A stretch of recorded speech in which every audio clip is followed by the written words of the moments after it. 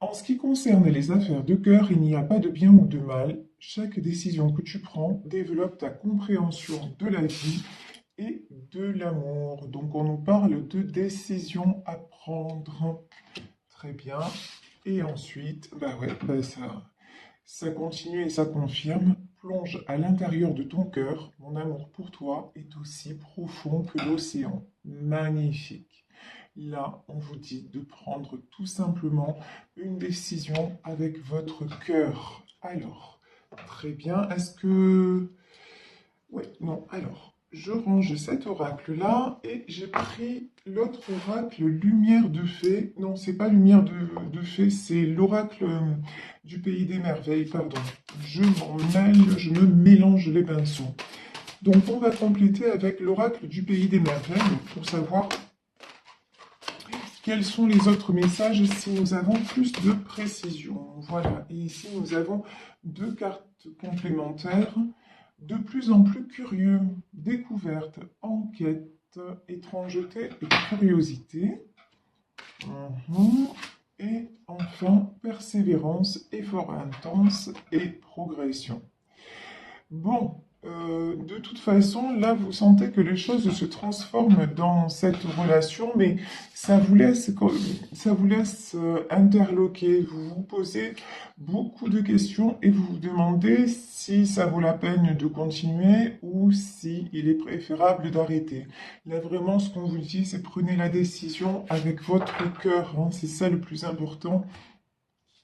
On le sait que le mental perturbe beaucoup, mais c'est votre cœur qui doit être la priorité. C'est lui qui doit vous guider.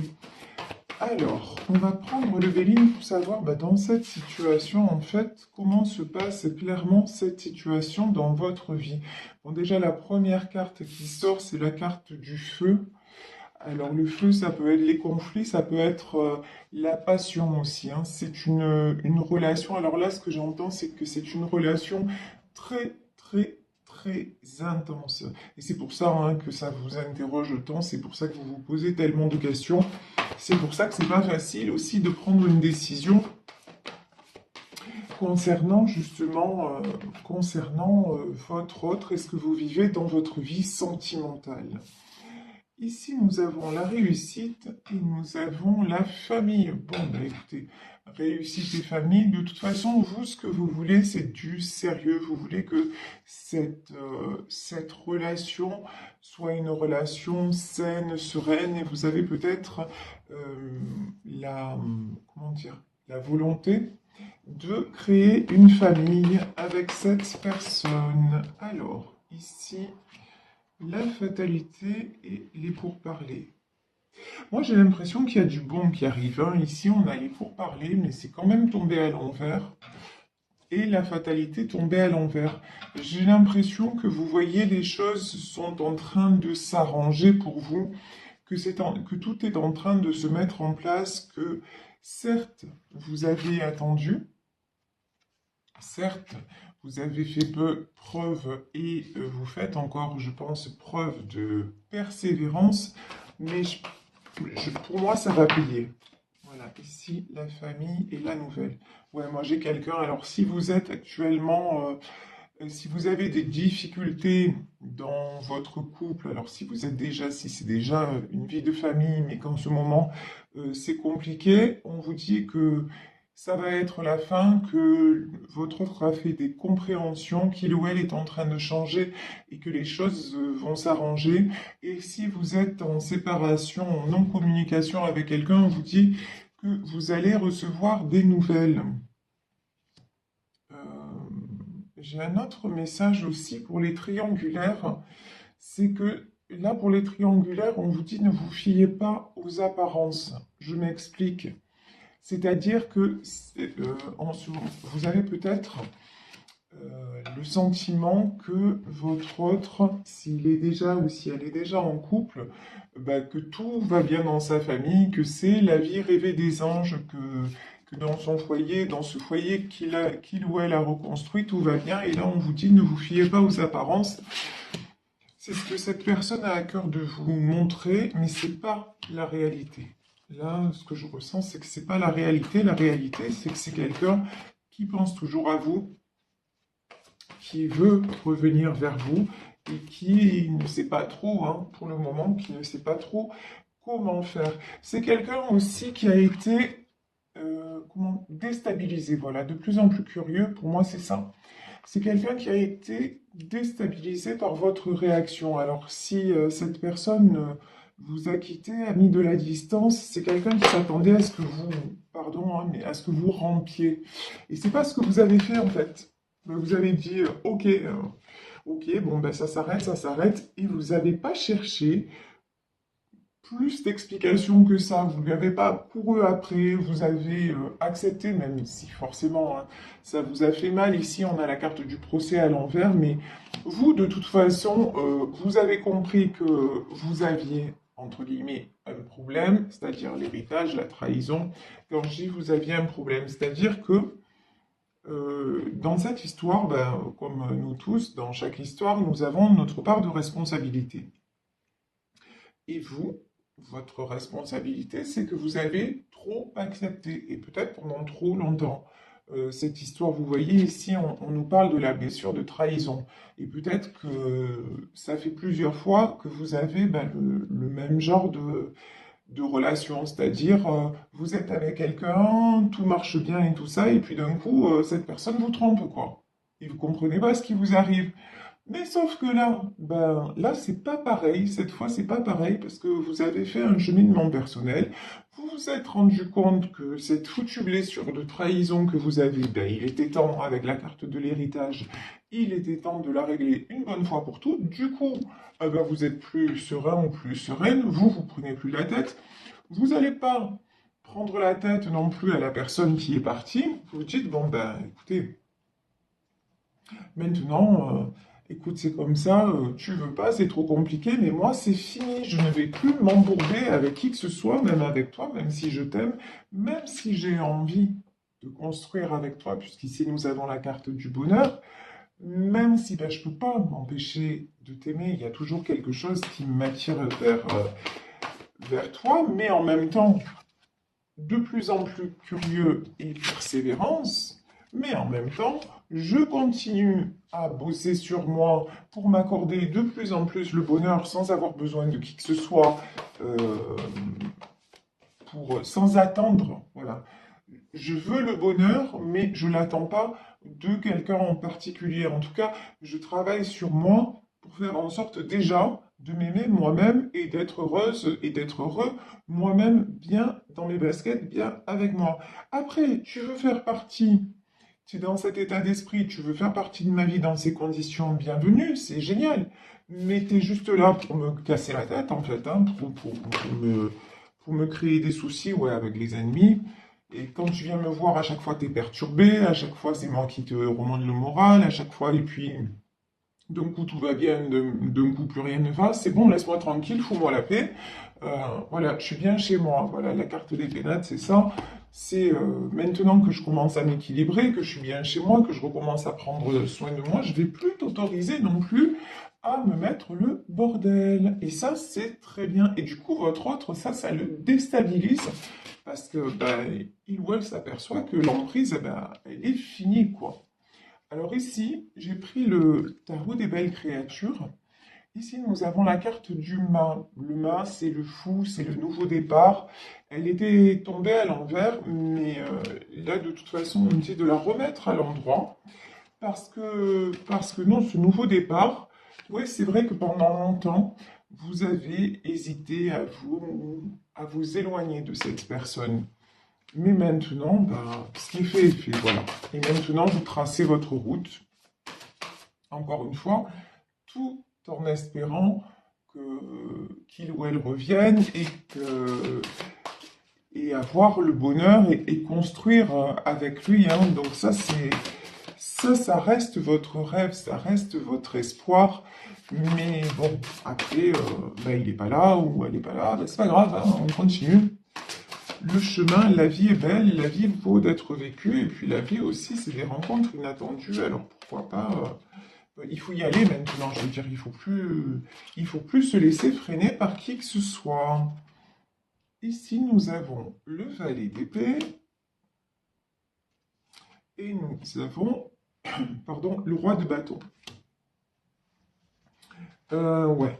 Alors, valet d'épée, dans ce jeu, on nous dit, valet d'épée, on nous parle d'inspection. Moi, j'ai envie de dire d'introspection, là. Et roi de bâton, on nous parle de leadership. Bon. Ce qui vous a longtemps déstabilisé, c'est les deux facettes de votre ordre. Je m'explique. Un jour, c'est quelqu'un qui arrive en valet d'épée.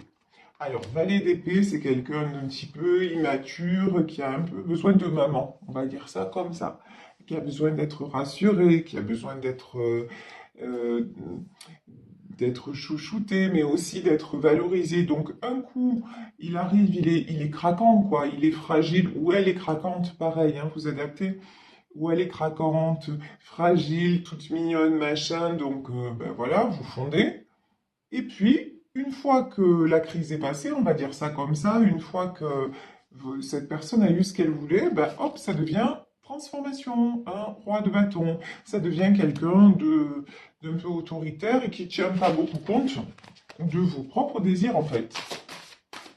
Il a eu ou elle a eu ce qu'elle voulait, et puis hop, c'est bon, maintenant je suis requinqué, je repars. Et ça vous a empêché d'avancer. Et c'est à ça maintenant que vous dites non. Hein. Maintenant, vous dites non, mais c'est bon, quoi. J'ai compris ton petit manège, mon grand ou ma grande, et ça va plus le faire parce que moi, je n'ai plus. Et surtout, je ne veux plus supporter ça. Ici, nous avons 6 d'épée et nous avons 5 d'épée. Et c'est pour ça que vous vous détachez. Ici, vous voyez, vous en avez assez aussi de recevoir des coups. Vous en avez assez de toujours être celle ou celui qui a une oreille attentive, qui est là pour faire du bien. Mais vous, par contre, quand vous en avez besoin, ben, il n'y a personne. Hein. Ou en tout cas, c'est très... j'ai le sentiment que c'est très limité, c'est très restreint. Vous voyez, vous êtes capable de donner beaucoup, mais la personne en face, elle est quand même très égocentrée. Voilà, c'est ce que je ressens. Et vous, maintenant, bah regardez, hein. 9 de pentacle, vous avez besoin, vous êtes en pleine transformation. Et vous avez besoin de vous épanouir. Ici, on nous parle de 9 de pentacle, on nous parle de récompense. Ben ouais, la récompense que vous vous accordez justement en réalisant tout ça et en faisant ces compréhensions, la récompense suprême, c'est la paix. Vous vous accordez la sérénité, vous vous accordez la paix intérieure parce que justement, vous ne laissez plus à l'autre les commandes. C'est terminé, vous reprenez les commandes de votre propre vie. Ici, nous avons le 6 de pentacle et nous avons le 8 d'épée. Je vous parlais de générosité, vous êtes toujours en train de donner, c'est votre grosse qualité, mais c'est aussi, et voilà, mais ça peut être aussi un défaut parce que vous manquez, des fois, vous manquez de dosage. Vous êtes trop dans plein de domaines. Et du coup, quand, quand on donne trop aussi, bah forcément, on donne beaucoup. Et même si on ne se l'avoue pas, parce qu'il y a l'ego qui entre en ligne de compte et tout ça, comme on donne beaucoup, on attend aussi beaucoup de l'autre. Ça va de pair. Et du coup, bah, on est souvent déçu parce que si on est capable d'un maximum de choses, bah, il y a très peu de gens qui sont capables de donner de façon inconditionnelle, de donner comme ça tout le temps. Et vous, vous faites partie de ces personnes. Et donc, vous êtes souvent déçu, vous vous sentez souvent trahi parce que vous vous dites, non mais moi j'ai fait ça, j'ai fait ça, j'ai fait ça, et en retour, qu'est-ce que je récolte? Pas grand-chose. Ok, c'est une façon de voir les choses. Mais maintenant, si vous vous dites, mais finalement, peut-être que j'en fais trop. Peut-être que aussi, dans ma façon d'être, il y a quelque chose qui cloche parce que c'est pas bon, trop ou pas assez. Il faut trouver un juste équilibre. Quelque part, le fait de vouloir à tout prix donner, ça cache peut-être un besoin de reconnaissance, ça cache un mal-être de ma part où j'ai toujours besoin d'être là pour les autres parce que au fond j'ai du mal à me supporter, hein. Ça peut être ça parce que aussi vous voyez le fait de toujours être tourné vers les autres, ça permet de moins nous regarder nous-mêmes. Donc quand vous prenez conscience de ça, bah, vous pouvez rééquilibrer et du coup si vous donnez moins, c'est-à-dire si simplement vous comment dire sans parler, quand je dis donner moins, c'est pas calculer. C'est pas là je vais donner ça pour comme ça je suis sûr d'avoir ça en retour. C'est pas du tout dans cet état d'esprit. Pas du tout. Mais si vous êtes plus raisonnable, on va dire ça comme ça, si vous en faites pas des caisses et que vous savez dire non, parce que vous avez aussi du mal à dire non, si vous réapprenez à dire non parce que vous n'êtes pas disponible, vous voyez, moi en ce moment, j'ai pas mal de demandes et je suis obligé à certains moments de refuser. Pas parce que je veux, ça fait un moment aussi que je vous promets un live et je n'y arrive pas. J'ai pas le temps matériel de faire un live parce que quand je fais quelque chose avec vous, bah, je veux être complètement avec vous. Et là, en ce moment, dans ma vie personnelle, eh ben, j'ai des priorités là qui sont là et qu'il faut que je règle pour après être plus disponible. Donc, et ça me perturbe parce que j'aimerais tout faire. J'aimerais être avec vous, j'aimerais être efficace complètement dans ma vie perso, j'aimerais être au top, mais je sens que l'énergie me manque, je n'y arrive pas. Donc, eh ben, je refuse certaines choses et voilà, et j'accepte, même si dans mon tempérament, ben ouais, j'ai envie de faire plaisir à tout le monde et me faire plaisir à moi aussi parce que faire des lives, c'est le kiff en fait. Mais je ne peux pas et j'accepte et je me dis, allez, c'est pas grave, quelque part, ben, je me pardonne de ne pas y arriver. Je fais une chose après l'autre, oui, après l'autre. Quand il faut que je dise non, eh ben, tant pis, je dis non, je reporte. Et comme ça, après, au moment où je vais être disponible, ben, je le serai complètement. Parce que je sens bien qu'au niveau de mon énergie, au niveau de, voilà, d'une fatigue générale, je n'y arrive plus. Et vous, en fait, c'est ce qu'on vous dit. C'est pas la peine de vous couper en 10 pour faire plaisir à tout le monde. Apprenez à dire non. Et du coup, bah, vous allez prendre du temps pour vous reposer, le temps où, parce que si vous faites les choses simplement pour faire plaisir, bah, ça va vous bouffer parce que vous n'avez pas l'énergie pour. Bah, laissez tomber, vous dites non et vous y revenez après. Et du coup, vous allez voir que automatiquement, bah, vous allez moins attendre de la personne de votre cœur ou des autres parce que peu importe après ce qu'ils vont dire, vous n'avez pas pu faire autrement et vous vous êtes donné la priorité parce que n'oubliez pas que la priorité, c'est vous, c'est votre santé, c'est de vous sentir bien. Vous avez droit à la paix, vous avez droit au bonheur.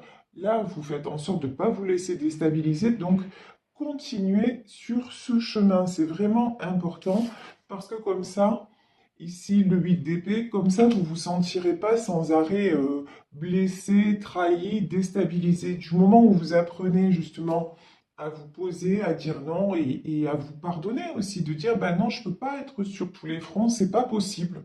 Donc, ah ben, je vais y aller petit à petit et vous voyez, ça va mieux marcher. Et regardez ici, on a le 5 de Pentacle, la carte, vous savez, où elle a un masque à gaz. Et là, on vous dit, bah ça aussi, ça va vous éviter de vous sentir comme ça, sans arrêt pollué et sans arrêt en train de rééquilibrer la balance. Apprenez à équilibrer ça toute seule ou tout seul et ça ira beaucoup mieux. Et aussi, dans tout ce qui est quantique, dans tout ce qui est énergie, vous allez voir que ça va transformer aussi les choses dans votre entourage.